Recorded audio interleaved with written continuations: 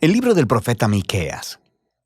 Miqueas vivió en una pequeña ciudad llamada Moreset, en el reino del sur, Judá, aproximadamente en la misma época que Isaías.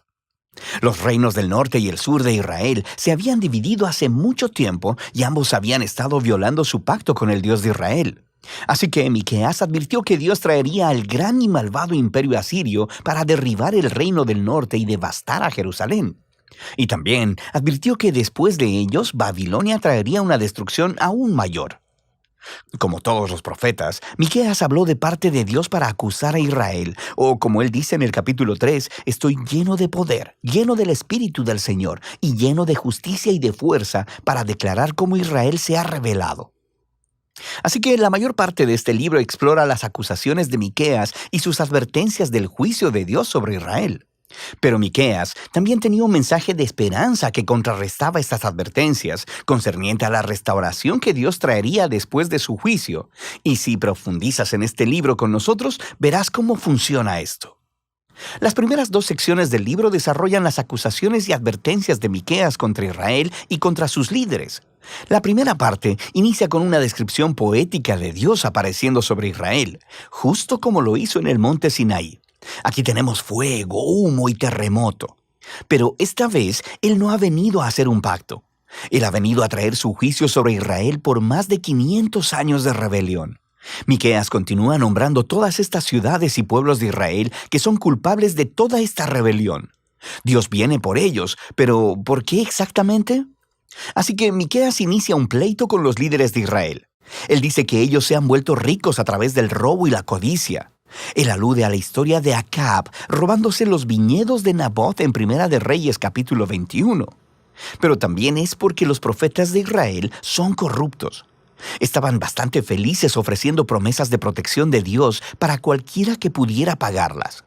No, dice Miqueas, Dios ha quitado su protección de Israel. En la segunda sección de las acusaciones, Miqueas describe todavía más cómo los líderes de Israel y los profetas juntos han cometido grandes injusticias. Gobiernan la tierra a través del soborno y tuercen la justicia para favorecer a los ricos. Y los pobres son privados de sus tierras, su seguridad y su esperanza.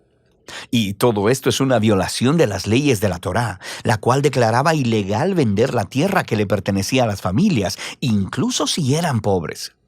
Y descubrimos que el juicio de Dios vendrá en la forma de una nación opresiva que viene a destruir al reino del norte, a Jerusalén y a su templo, el cual será reducido a ruinas.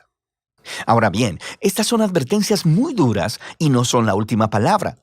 Cada una de estas advertencias concluye con una impactante promesa de esperanza.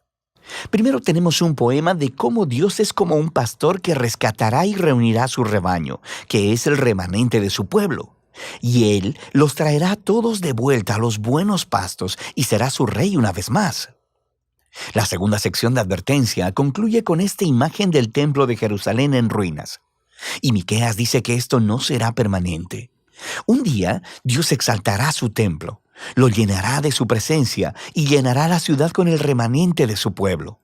Así que el propósito de Dios es hacer de Israel el lugar en el que el cielo y la tierra se encuentran, para que todas las naciones fluyan a Jerusalén, donde Dios se convierte en el rey de todas las naciones, trayendo paz a la tierra. Estos dos poemas finales de esperanza son muy poderosos. Y la siguiente sección del libro, de hecho, los desarrolla todavía más en una serie de poemas hermosamente diseñados que tratan completamente acerca de la futura esperanza de Israel y de las naciones. Así que aprendemos que después del ataque de Asiria, Israel será conquistado y exiliado en Babilonia. Pero a partir de ahí, Dios restaurará a su pueblo y los llevará de vuelta a su tierra. Y luego aprendemos que en la Nueva Jerusalén vendrá un nuevo rey mesiánico del linaje de David. Nacerá en Belén y gobernará en Jerusalén sobre el pueblo de Dios restaurado.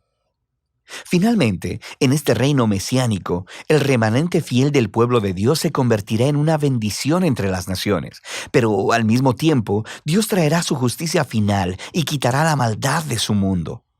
La sección final del libro regresa al patrón de advertencia seguido de esperanza que vimos en las primeras partes del libro. Miqueas expone una vez más las prácticas económicas injustas de los líderes de Israel y cómo éstas están destruyendo la tierra y al pueblo. Y aquí, Miqueas ofrece sus famosas palabras que resumen lo que significa que Israel siga a su Dios. Ya que se te ha declarado lo que es bueno, ya se te ha dicho lo que de ti espera el Señor. Practicar la justicia, amar la misericordia y humillarte ante tu Dios. Esto es exactamente lo que Israel no ha estado haciendo, y por eso vendrá su ruina. Sin embargo, el libro termina con otra poderosa nota de esperanza.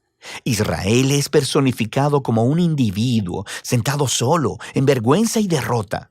Es una clara imagen de la destrucción y el exilio de Israel.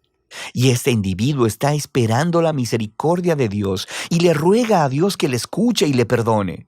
Pero, ¿por qué? ¿Por qué Dios escucharía y perdonaría a su pueblo incrédulo y rebelde? Bueno, el poeta ofrece dos razones. Primero, por el carácter de Dios. ¿Qué Dios hay como tú que perdona la maldad y pasa por alto el delito? Él sabe que la misericordia de Dios es más poderosa que su ira o juicio. La segunda razón son las promesas de Dios. Él dice, muestra tu fidelidad a Jacob y tu lealtad a Abraham, como desde tiempos antiguos se lo juraste a nuestros antepasados.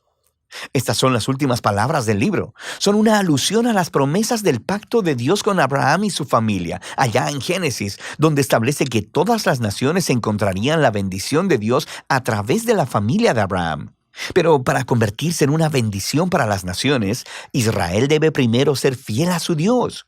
Así que esto explica este ir y venir entre el juicio y la esperanza en el libro de Miqueas. Si Dios va a bendecir a las naciones a través de Israel, entonces Él debe confrontar y juzgar la maldad que está entre su pueblo. Pero su juicio es lo que conduce a la esperanza, porque el amor del pacto y las promesas de Dios son más poderosas que la maldad humana. Y su propósito final no es destruir, sino salvar y redimir. O como lo dicen las últimas líneas del libro, Dios se deleita en su amor de pacto. Así que, una vez más mostrará compasión. Él pondrá su pie sobre nuestra maldad. Él arrojará nuestro pecado a las profundidades del mar. Y de eso se trata el libro de Miqueas.